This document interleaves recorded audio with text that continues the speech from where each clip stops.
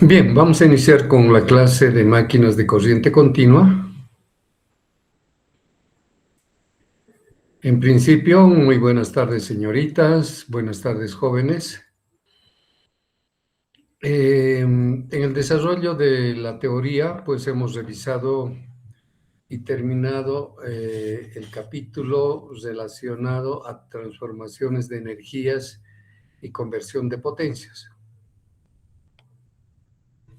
Ya. Prácticamente en este capítulo hemos cerrado todos los elementos que constituyen la máquina de corriente continua. Hemos considerado cojinetes, ventilador, pérdidas magnéticas, todo. Y prácticamente no hay nada más y la máquina está completa.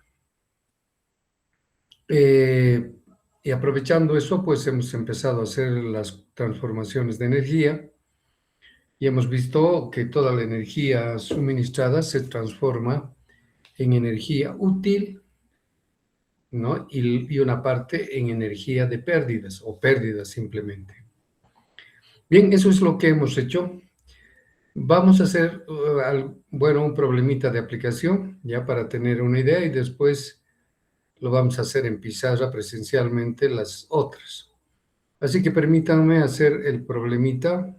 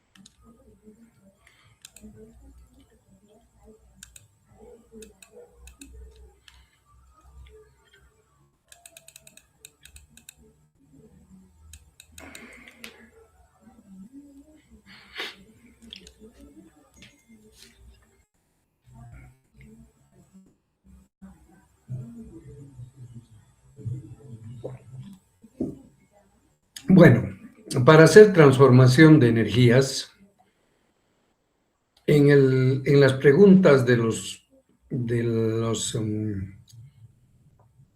problemas, es importante, o de algún modo, saber si estamos hablando de dínamo o estamos hablando de motor, porque son dos cosas diferentes, aunque sus relacionamientos sean parecidos. Y segundo, si va a ser una dínamo, por decir algo, tenemos que saber qué clase de dínamo es. Sin eso no se puede hacer la transformación de energías. ¿De acuerdo? Tenemos que saber esas dos características para empezar a trabajar. Por ejemplo, acá en la primera pregunta nos dice un motor serie. Bueno, ya nos ha dicho en las dos palabras motor y que es su conexión serie.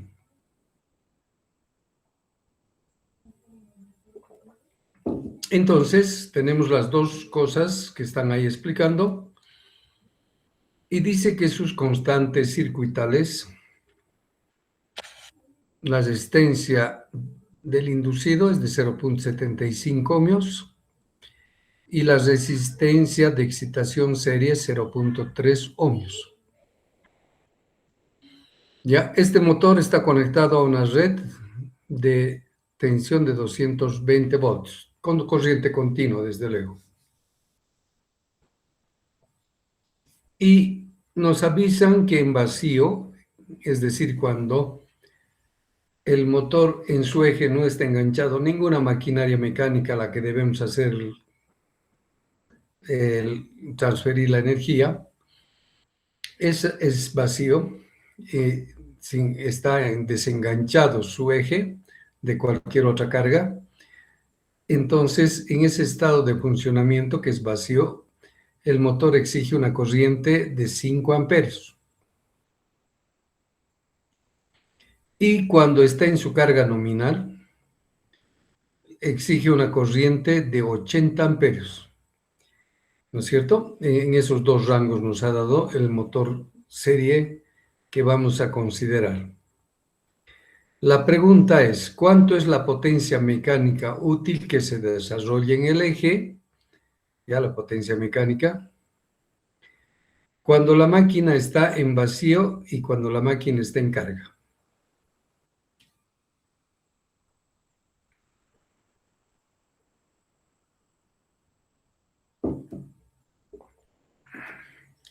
Bien, entonces, Dije, una consulta está presentando, no me aparece a mí ninguna presentación. a ver, voy a verificar.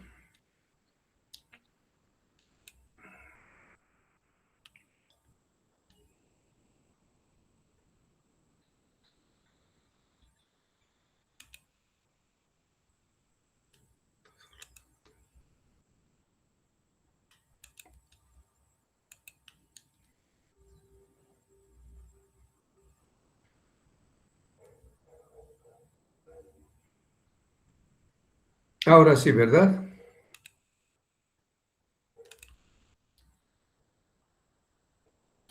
Sí, Inge. Ya. Entonces, se trata de un motor serie cuyas constantes circuitales son dos, la resistencia del inducido y la resistencia de excitación serie como datos.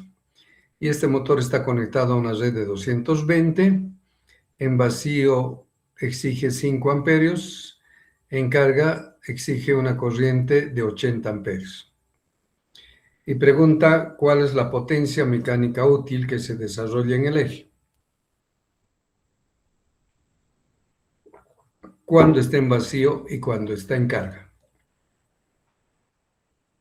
¿De acuerdo? Bueno,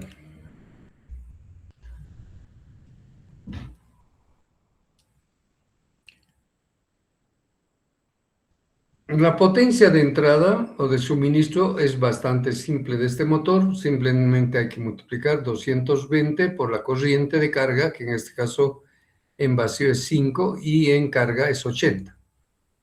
Y de esa manera podemos encontrar la potencia de alimentación. Pero nos pide la potencia mecánica en el eje y por tanto la única manera de resolver es aplicando conversiones de potencias. Entonces, para trabajar con conversión de potencias, cuando es motor, siempre primero hay que ver el circuito equivalente del motor serie. Fíjense, aquí tenemos la tensión de la red. Entra corriente al circuito del inducido desde A hasta B, y luego mediante una unión hasta C y C2, conectamos en serie el circuito de excitación serie, y después sale hacia afuera. Ahí están los dos circuitos que tienen todas las máquinas de corriente continua, que en este caso queremos hacer funcionar como un motor.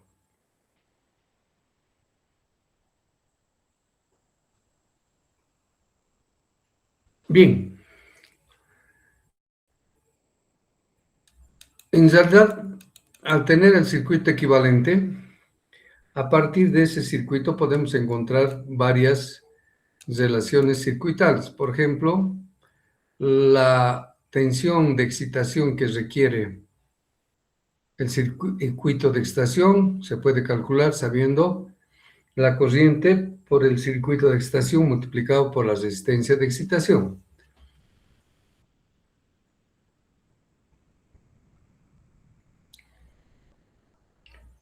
La tensión de la red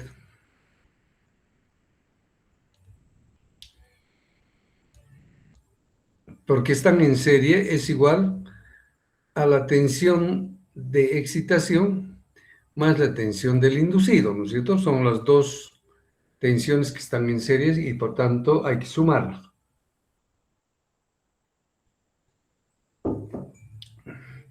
Luego, aquí estoy acopiando la ecuación de tensiones del inducido para la condición o el modo motor. Fíjense, para el modo dínamo es diferente el orden, ¿no es cierto? Así que entonces, este es para motor. Y dice que la tensión inducida entre las escobillas A y B del inducido, esto es igual a la tensión en bornes del inducido, que es muy diferente, menos la corriente del inducido por la resistencia del inducido. Ya, esa es una ecuación que sí se maneja para motores. La ecuación de tensión del inducido es la misma siempre. Y luego, por ser serie, se puede ver, según el gráfico, la corriente que entra al motor, que se llama corriente de carga, es igual a la corriente del inducido y a su vez igual a la corriente de excitación serie, ¿no? Con esa información podríamos trabajar en conversiones de potencia. Por ejemplo, la relación de tensión, esta del medio, es igual a la tensión de excitación más la tensión del inducido. La tensión de excitación está dado por la caída de tensión de la corriente de excitación por la resistencia de excitación. La tensión del inducido puedo sacar de la ecuación de tensiones, que está acá, despejo U sub I, ya, y veo que E sub I más IRI, ¿no es cierto? Y reemplazo E sub I más IRI. Bien, esa es la ecuación de tensiones. Si lo multiplico por la corriente del inducido a todas las relaciones, la ecuación se me vuelve ecuación de potencias, porque tensión por corriente es potencia, ustedes saben.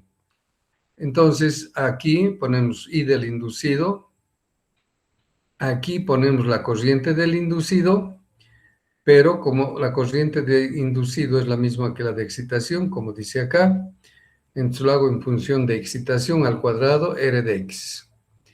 Y aquí en la parte, en el otro paréntesis de la derecha, sería E sub I por I sub I más I sub I. Como voy a multiplicar por I sub I una vez más, sería I sub I al cuadrado por RI. Listo, todas estas relaciones son muy conocidas.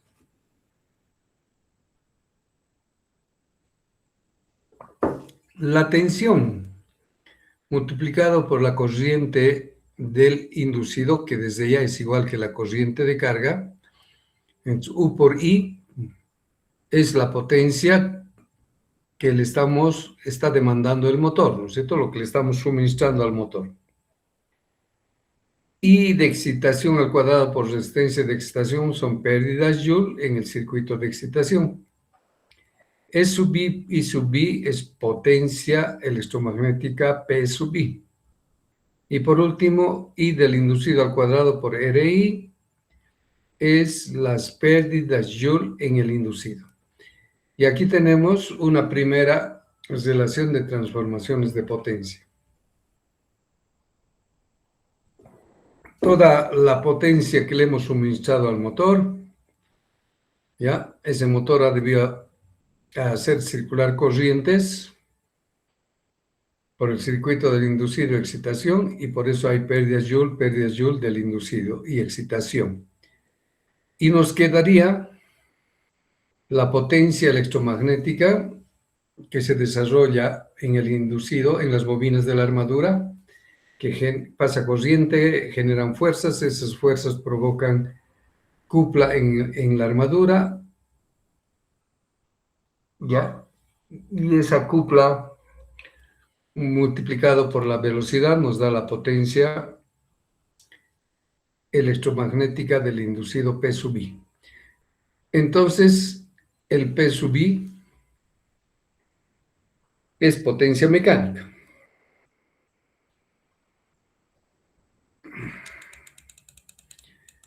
Bueno, con esa relación ya podríamos ver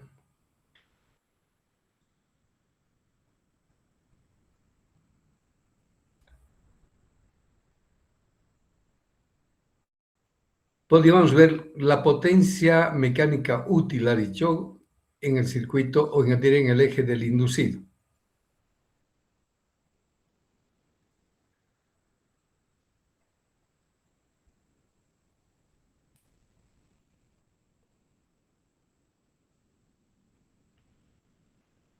Bien, en vacío la corriente es 5 amperios. Y reemplazando en la relación de transformación desde acá arriba, P sub I es 220 por 5 amperios en vacío.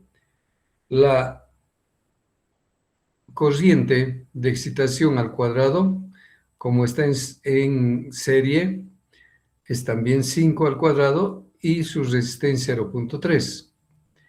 Luego, E sub I, P sub I es la potencia electromagnética que genera el inducido de la máquina. Y por último, 5 al cuadrado por ser 75 son las pérdidas Joule en el inducido. Bien, encontramos la potencia electromagnética del inducido despejando y sale de 1073.7 vatios.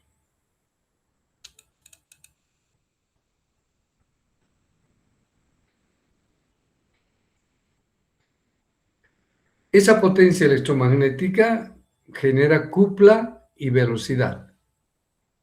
Cupla por velocidades.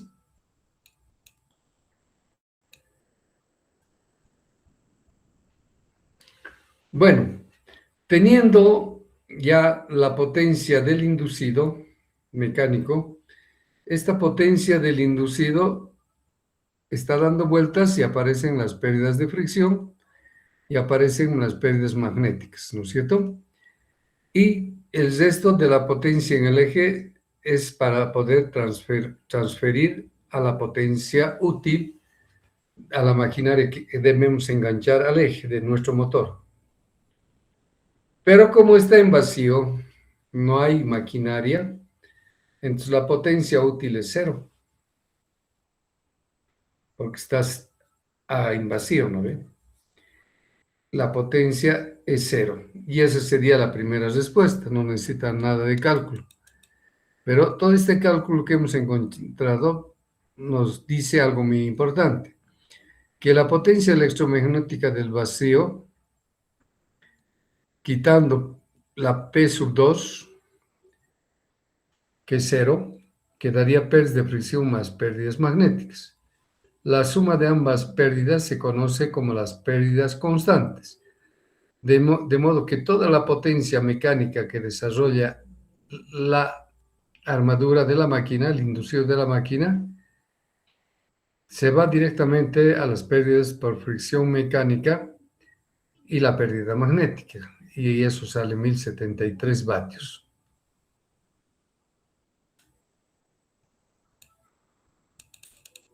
Ahora viendo la máquina en carga, la corriente de carga, corriente del inducido, corriente de excitación es igual a 80 amperes en carga. Si en la misma relación de arriba volvemos a conectar, 220 por la corriente 80, 80 al cuadrado por 0,3 son las pérdidas Joule en la excitación, potencia electromagnética cuando la máquina está a 80 amperios, y 80 al cuadrado por 0,75 las pérdidas Joule en el inducido. De todo esto nos sale que la potencia electromagnética en el inducido es de 10.880. Esa potencia es la que está generando la potencia mecánica pura en el eje. Esa potencia ya va a ir a atender a la potencia útil y evidentemente a las pérdidas constantes, ¿no es cierto? Pero si ordenamos de esta manera, potencia útil, que es lo que quiero, es igual a potencia electromagnética menos la pérdida constante, significaría reemplazar 10.880 menos las pérdidas constantes, que sale 1073. Aquí está, ¿no? Pues, estamos considerando el mismo valor porque estamos diciendo que son pérdidas constantes, ¿no es cierto? Todo eso nos sale 9.806.3 vatios la potencia útil.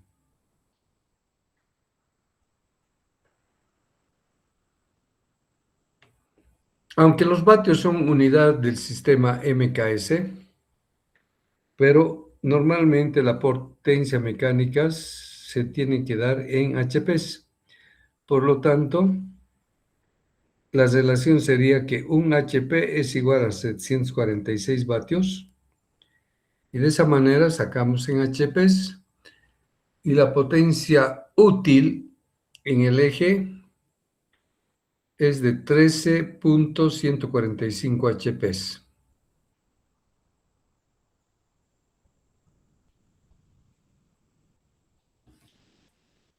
Y esa sería la respuesta cuando la máquina esté en carga.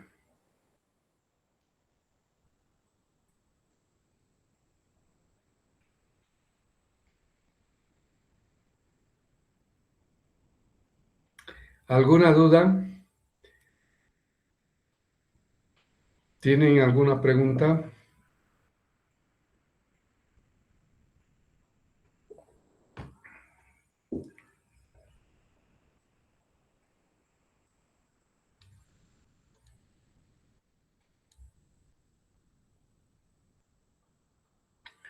Bien, bastante un primer problemita para resolver y ver las aplicaciones de este capítulo de transformación de energías. Los restantes problemas vamos a hacer de manera presencial. Así que entonces, a continuación, encaremos otro nuevo capítulo. Prácticamente tenemos 2 capítulos más y hoy vamos a hacer, en cierta medida, el capítulo de dínamos.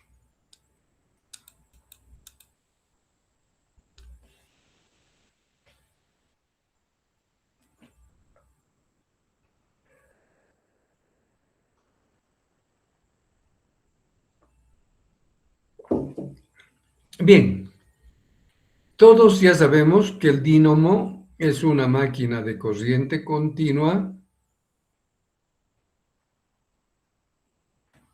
¿no es cierto?, que transforma como energía útil en la energía eléctrica.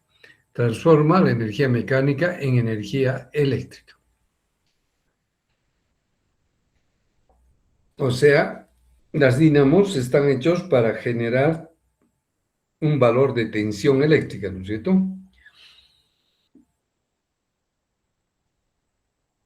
Acá podemos ver en el primer subtítulo cuáles son los usos que se dan a las dínamos, ¿no?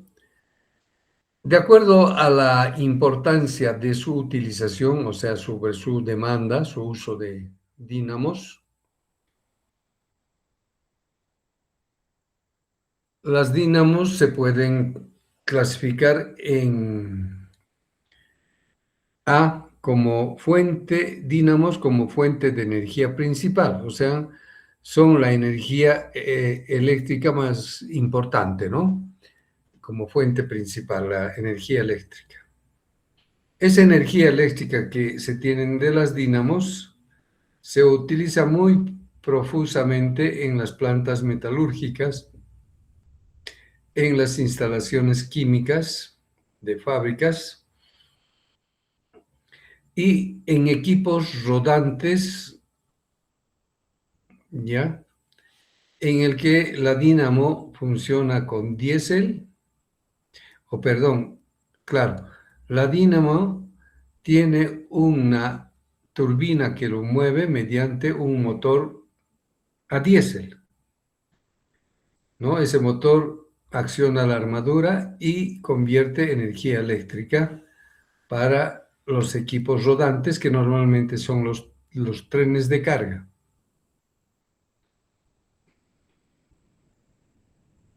Y por último, las dinamos de corriente continua, valga la redundancia, son muy buenos para la soldadura de arco, o sea, el de acercar positivo con negativo mediante un electrodo y hacer arco para que suelde.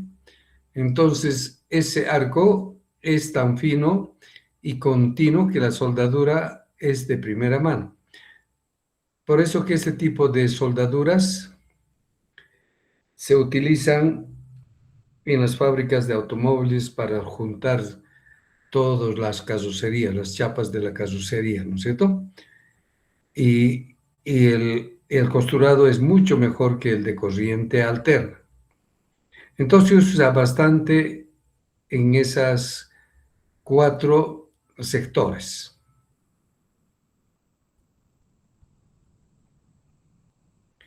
La dínamo también en la clasificación de energía secundaria, es decir, a un segundo nivel, no es el primera energía que está manejando, sino a un segundo nivel. Ya esas dínamos son pequeñas o medianas y, por ejemplo, se usa en los automóviles como un generador de tensión continua, ¿no es cierto? Una dínamo. En los aeroplanos, lo propio, una dínamo necesita. En ciertos trenes, cuando tiene su locomotor un motor diésel que genera energía eléctrica y entrega al motor esta energía eléctrica que se ha obtenido, luego se conecta a los motores que están en la parte inferior de los vagones, motores pequeños, y se los alimenta a toditos para que ellos puedan tener su propia tracción, ¿no? Entonces, la dínamo como una fuente de energía secundaria se utiliza en los generadores de los motores de automóviles, en los generadores de los motores de los aeroplanos, en la iluminación de los trenes y en la iluminación de plantas pequeñas. ¿Ya? Entonces, el generador o dínamo de corriente continua fundamentalmente tiene esos espacios de utilización.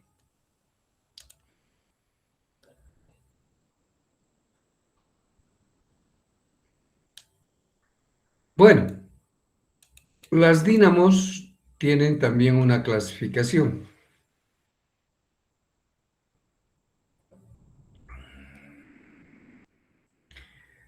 Esta clasificación lo han hecho desde el punto de vista del comportamiento de su circuito de excitación, ¿no es cierto?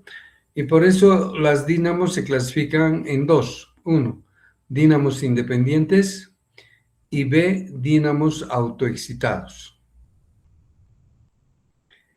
Independientes son aquellos que tienen su circuito de excitación independiente del circuito del inducido. En cambio, los dínamos autoexcitados son aquellos que utilizan la energía del propio inducido para generar su circuito de excitación.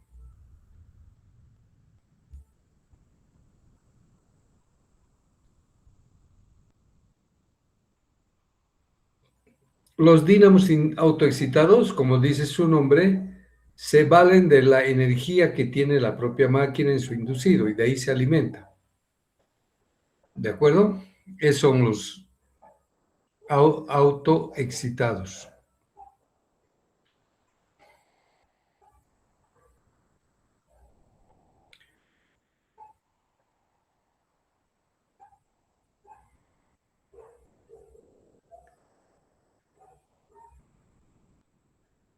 Bien, respecto a los dínamos independientes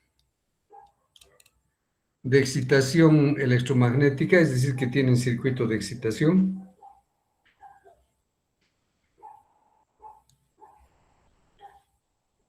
su circuito de excitación está constituido por bobinas en los polos y todas ellas conectados en un circuito de excitación. La circulación de corriente es generada por una fuente U, ya independiente, que crea el campo de sus polos, ¿no es cierto?, de sus polos.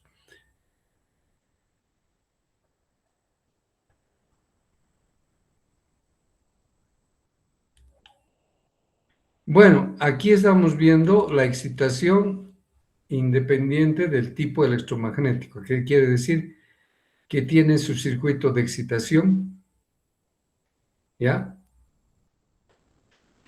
Y los polos están unidos mediante la excitación, el circuito de excitación, conformando un circuito, ¿verdad?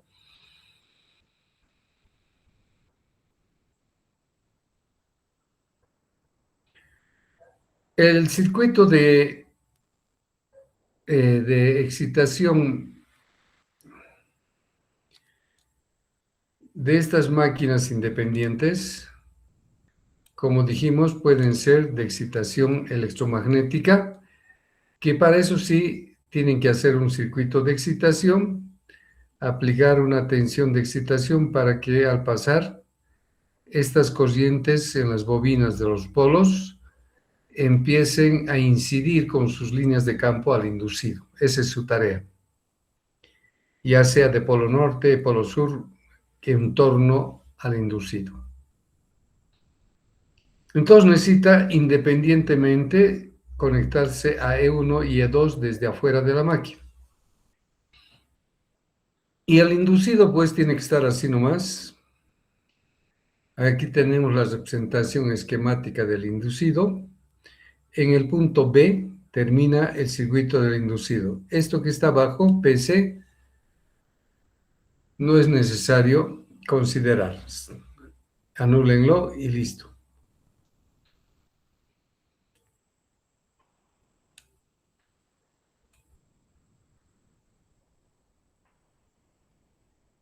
Hay una segunda de dínamos independientes de excitación. Su excitación es de naturaleza de que los polos están construidos de material de imán permanente. Entonces, estos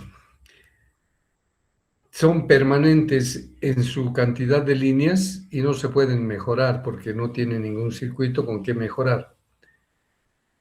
Ya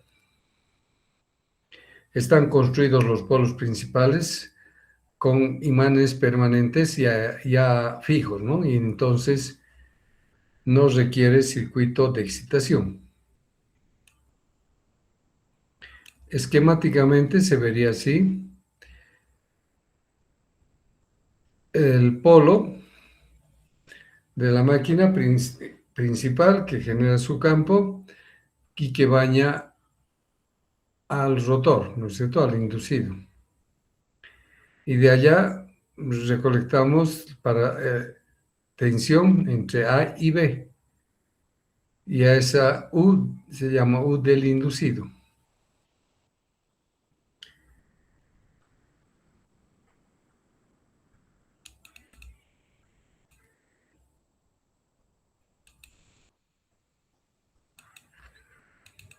Los dínamos autoexcitados, como les he dicho, requieren de una ayuda de excitación que le pueda proporcionar la misma máquina, por eso se llama autoexcitados. Y pueden haber de esta clase.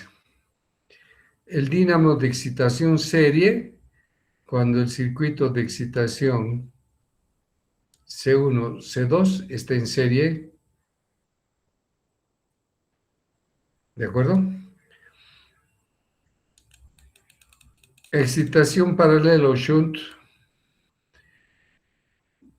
Los motores paralelos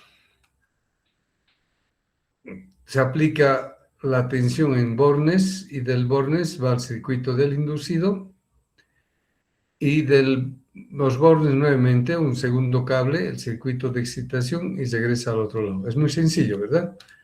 Ese es el diagrama esquemático.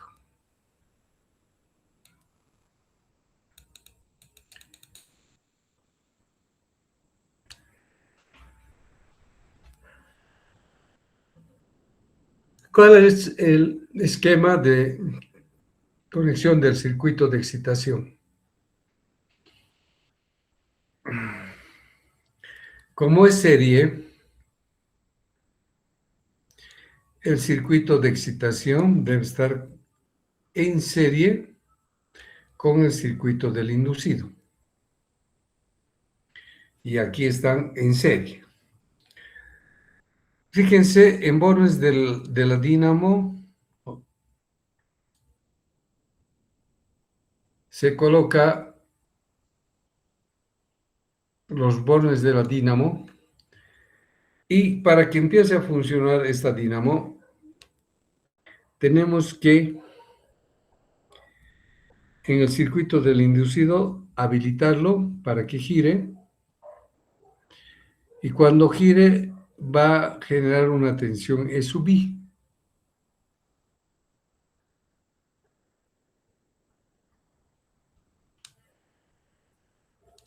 Normalmente el flujo de estas máquinas lo tienen en una cantidad muy limitada, son flujos de sobrantes de la anterior prueba o también llaman flujos.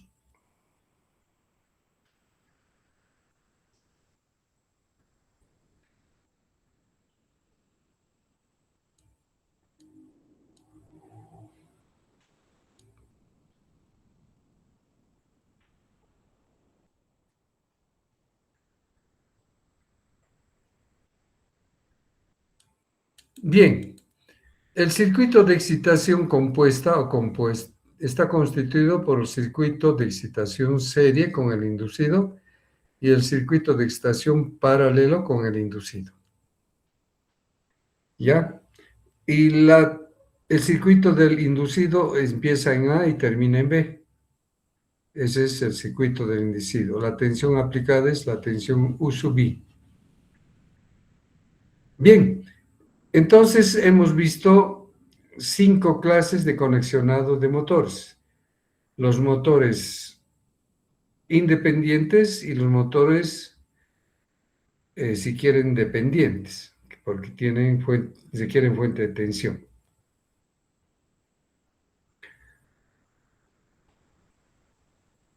Los independientes pueden tener circuitos de excitación electromagnética, es decir, bobinas en los polos, o ser de imanes permanentes como otra alternativa. Entonces hay dos tipos de dínamos independientes. Luego vienen los dínamos autoexcitados, que quiere decir que se excitan de corriente actuado por ellos mismos bajo condiciones características,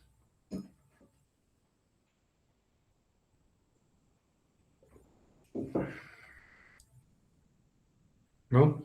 Los independientes necesitan en sus polos un flujo remanente de partida, o sea, un pequeño flujo que normalmente se queda en los polos de las máquinas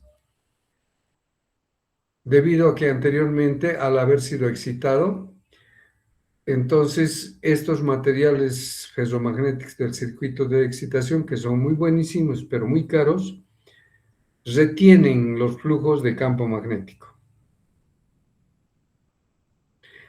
Así que entonces ese flujo de campo magnético remanente, que se dice porque son de un proceso remanente de la excitación,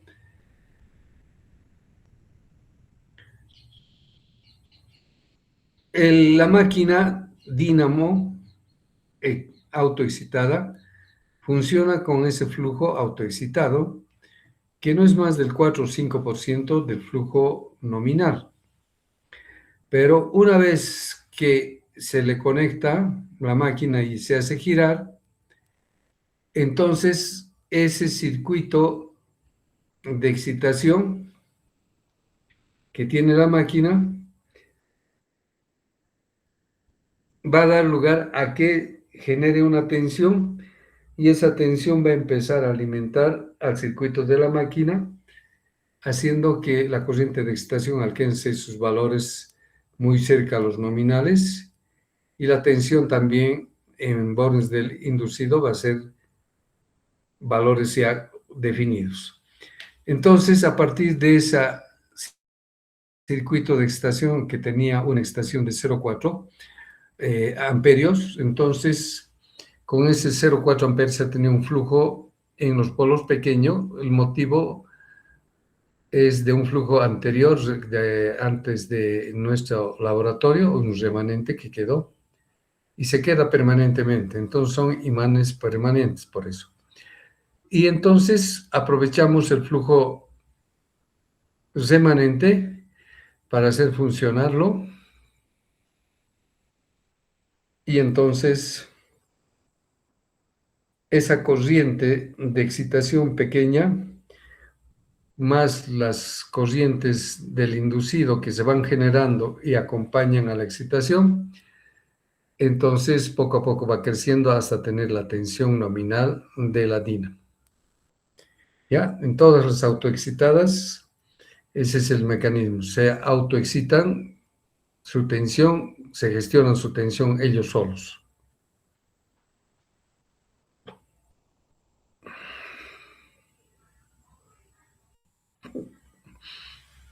Bueno, entonces esto ya vimos en el laboratorio, ¿no es cierto? Hay 5 clases de dínamos y hay 5 clases de motores y con el mismo nombre.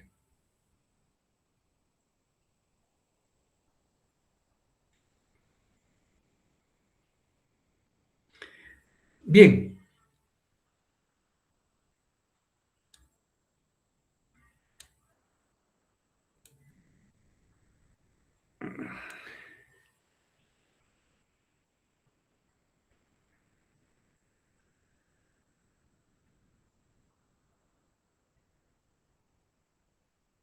a ver un momentito.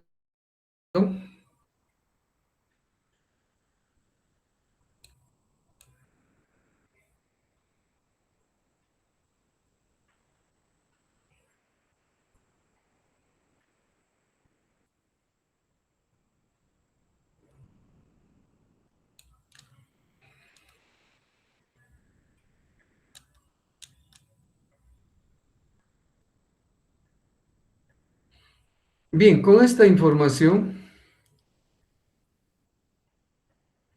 podríamos estudiar las características de las dínamos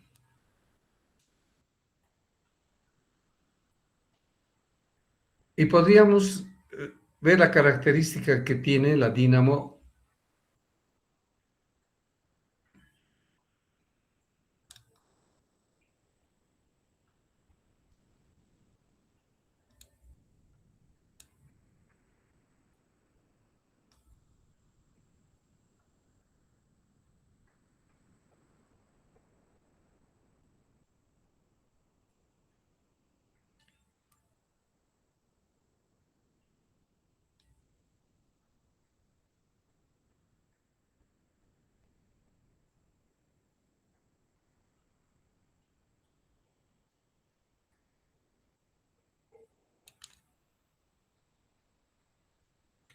Bien, estudiamos las características de la dínamo independiente.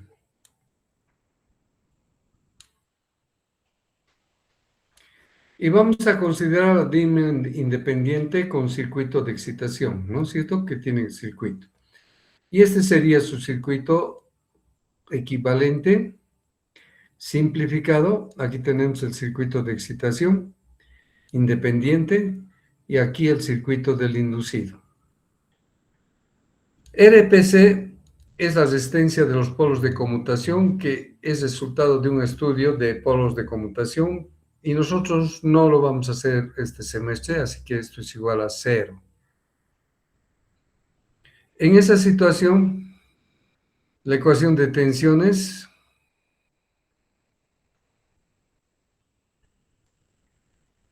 es U sub I más I sub I por RI.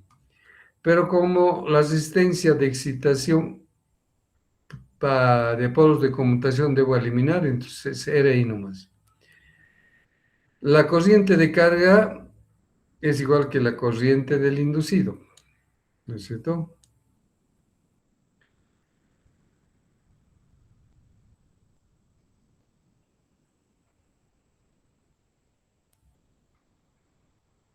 La potencia de esta dínamo se sabe cuando multiplicamos la tensión por la corriente. Y desde ya la caída de tensión U de excitación es corriente por resistencia de excitación, ¿no es cierto? Serían 5 relaciones que se han extractado de esta ecuación para poder trabajar.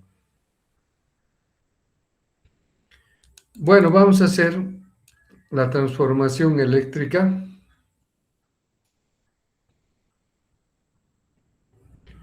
pero de esta manera, directamente.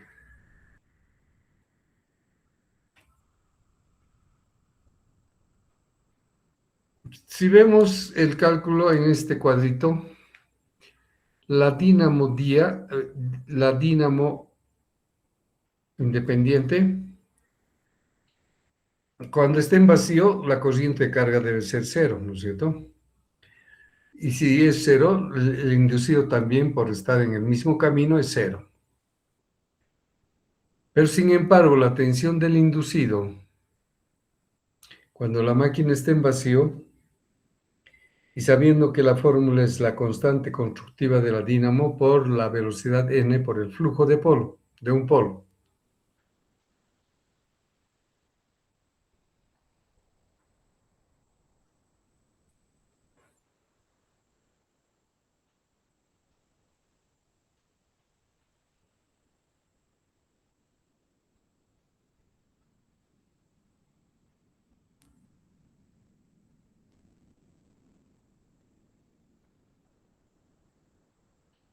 Cuando está en vacío, ya el circuito de excitación está abierto y por tanto la tensión de vacío en esta dínamo va a ser la tensión E sub I de vacío, que va a llegar a un valor y va a ser un valor fijo constante. Cuando la máquina está en carga, ya está en carga, La corriente de carga o la corriente del inducido no es cero porque diré, no es, existe ya y no está en vacío, sino en carga. Aparece la corriente de carga, la corriente del inducido. ¿De qué maneras? Una vez que hemos aplicado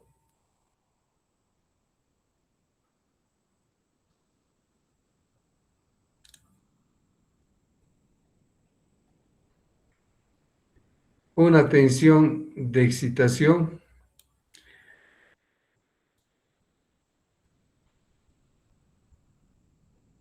aparece el flujo de cada polo de las máquinas.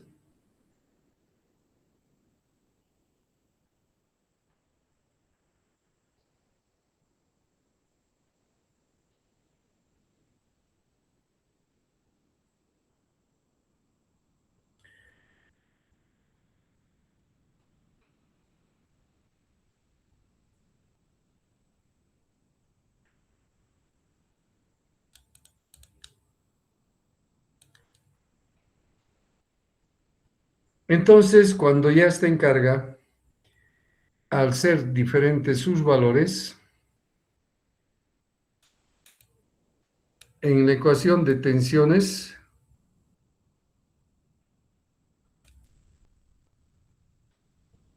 donde sabemos que E sub I es Kn flujo, y el flujo depende de la corriente y afectado por una constante magnética. Entonces, en carga,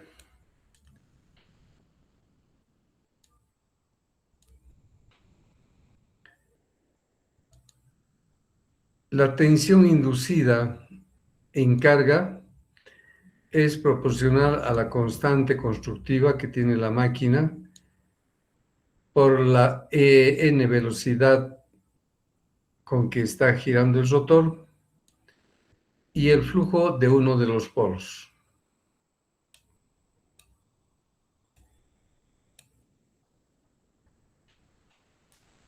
La tensión en bornes en carga, como hemos visto, manejando la ecuación del inducido, recuerden que la tensión del inducido y la tensión de carga son la misma, entonces pongo aquí en la ecuación del inducido, pongo la tensión en bornes de la máquina y sería la tensión inducida en bornes escobillas A y B menos la corriente del inducido que multiplica la resistencia del inducido, la resistencia de los polos de conmutación que no existe, ¿no? Esa sería la forma de encontrar la tensión de la máquina.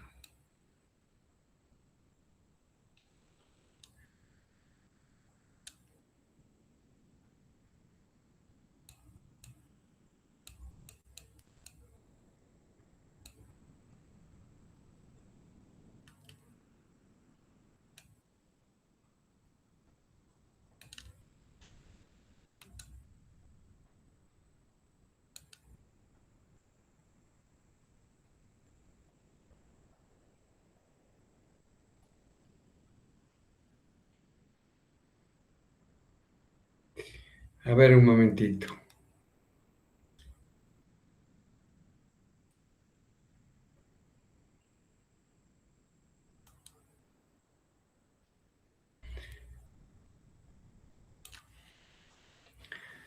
Bien, cuando tenemos la dínamo independiente,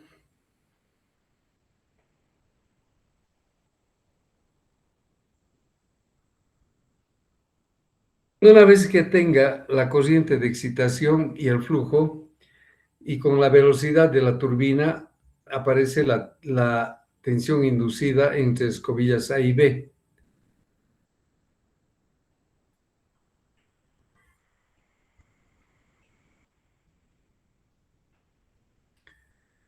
Entonces, ese flujo principal que existe al hacer y luego haciendo girar la armadura,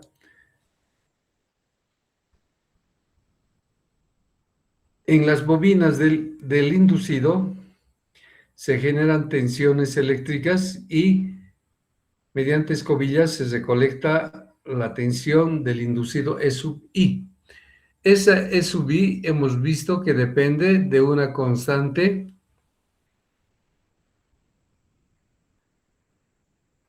aquí está,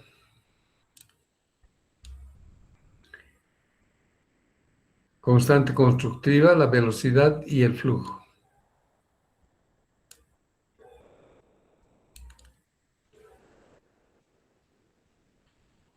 Entonces, cuando la máquina está en vacío, la tensión podemos ajustarlo hasta que llegue a este valor. Eso solamente ocurre en vacío, ¿no es cierto? Ahora, cuando está en carga, la tensión en bornes de la dínamo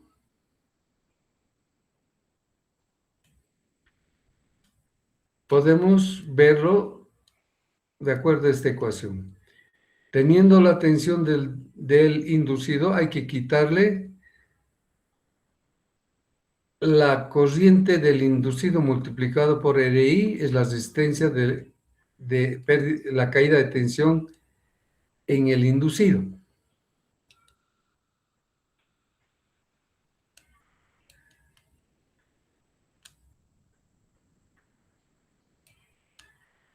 Entonces, esta E sub I, tengo que restar esta curva que es menos I por RI más RPC, donde no hay RPC. Entonces, en cada instante de corriente, yo puedo encontrar la tensión E sub I, que es esta línea segmentada, que va bajando. Y cuando le quite este menos I sub I por RI, la caída de tensión, este valor va a disminuir de la línea segmentada y se va a tener la tensión U. Y de esa manera encontramos el E sub I para los distintos estados de carga y la caída de tensión, que es este valor, quedándonos la tensión en bornes de la máquina.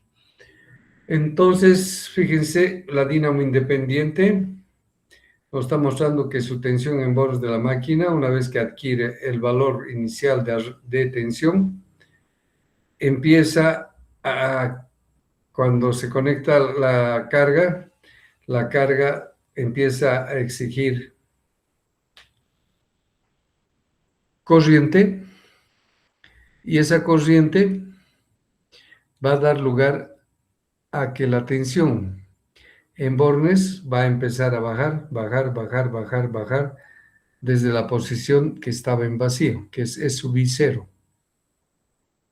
¿no? Y entonces encontramos que la curva de tensión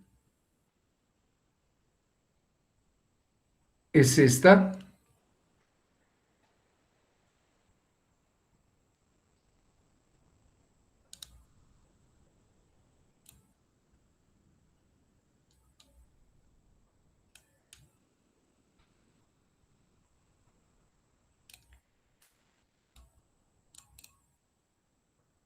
haciendo que, entonces, si esta es la máquina independiente, arranca en vacío con una tensión de este valor y una vez que ya está con ese valor, empezamos a cargar y al cargar empieza a producirse los efectos y quedaría la corriente en bornes de esta manera, una disminución. La disminución no es tan fuerte, es más o menos un 10%, ¿no? Aquí parecería mucho más.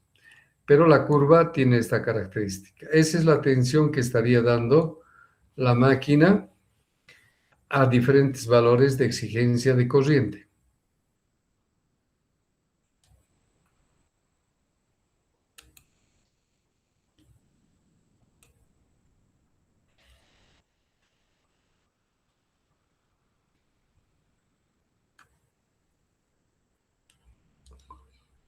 Bien, de la curva que hemos sacado,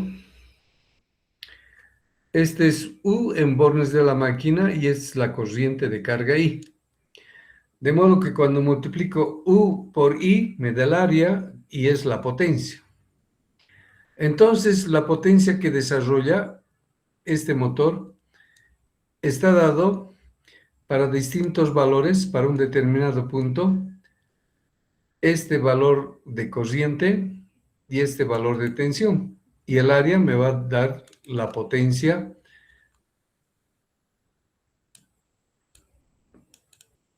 que está desarrollando esta dínamo independiente. Y conforme se ve, ya la tensión va bajando conforme a una fórmula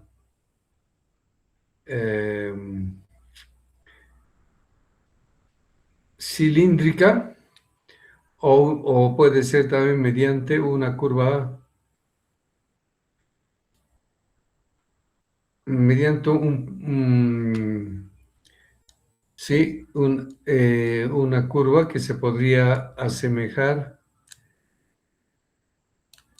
esta curva, ¿no es cierto?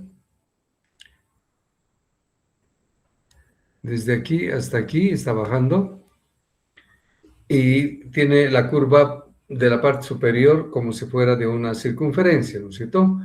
Pero eso es simplemente un parecido.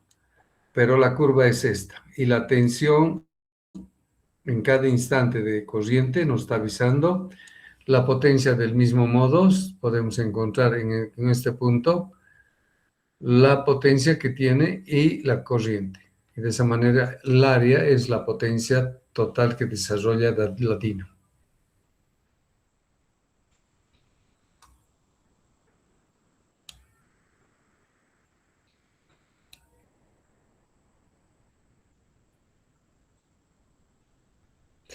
Bien, para encarar el comportamiento de la dínamo serio requerimos un poquito de tiempo. Eso vamos a hacer más adelante, ¿de acuerdo? ¿Tienen alguna pregunta sobre lo poco que hemos avanzado hoy día? Sobre dínamo independiente.